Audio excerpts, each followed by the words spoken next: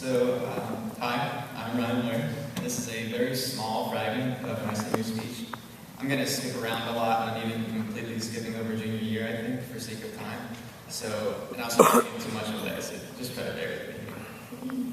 My Christopher Doc experience didn't start at the same time it did for everyone else. It started 2 weeks earlier.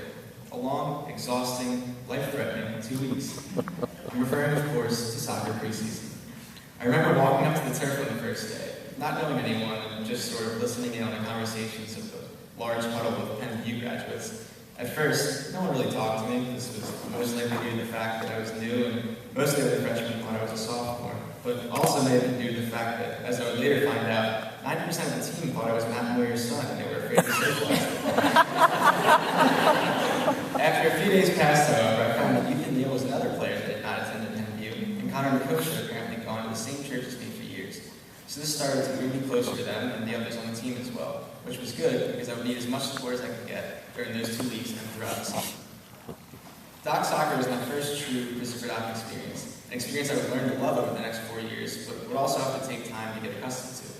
For example, before I came to Doc, the only time I heard the name Moyer was a reference to my family or local companies with the name. The soccer team that year had 5 Moyers on it, and that's not even including Coach Moyer. More amazingly, none of us were directly related, as far as I know. You can't always tell what the lineage is around here.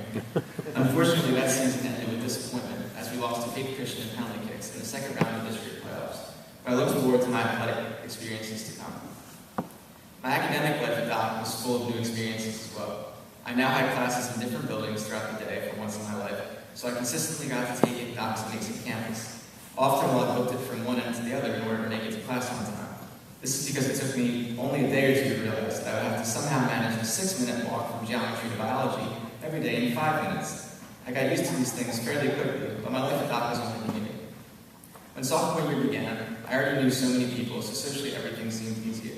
I soon faced a new dilemma, however. I had been getting closer to my friends, as I mentioned, and started spending more time with them. But in a matter of months, all 3 of them had girlfriends, and suddenly I was the world's first 7th wheeler. Fortunately, I could not have picked a better group of friends to be in this situation with. Not only did they always try to make me feel included, but they also invited me to almost everything. Sure, this made for a few awkward movie nights with them laying together on the sofa and me cuddling a popcorn bowl. But even then, it didn't feel like I was intentionally left out. As my senior year began, I realized pretty quickly that it wasn't going to be the stereotypical, laid-back, stress-free year I had pictured and dreamed of. Instead, I was beginning the toughest year academically of my life. It wasn't that I was overloaded with work or falling behind.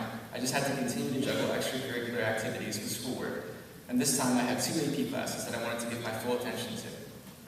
As I settled in, the work didn't seem as bad anymore, and classes like Faith Walk gave me a nice break from the normal school day. My current plans for the future are to pursue a degree in biomedical engineering at the University of Delaware, hopefully making connections through internships as early on as possible. These plans have changed dramatically from those I dreamed up in my younger years, and may even change again, because they are based on my perception of who I am, something that constantly changes. I do feel confident I found a perfect career fit, but I'll have to continue asking myself questions about who I am as a person and what I want and need in life. As I once wrote a paper for Dr. Bishop titled Who Am I? Everyone at some point during the course of life struggles with the question of who he or she really is. By this, I'm not referring to actual inability to recollect, but rather an attempt to gain information about oneself that has, thus far, effectively kept itself hidden, many times in plain sight. When I myself first began pondering the question of who I am, an exact answer never revealed itself to me, because the perfectly worded summary of my being, the supreme culmination of everything I am, doesn't exist. One's identity is composed of personal hobbies, friendships, interests, and countless other aspects of life. Much more than just a well-worded definition.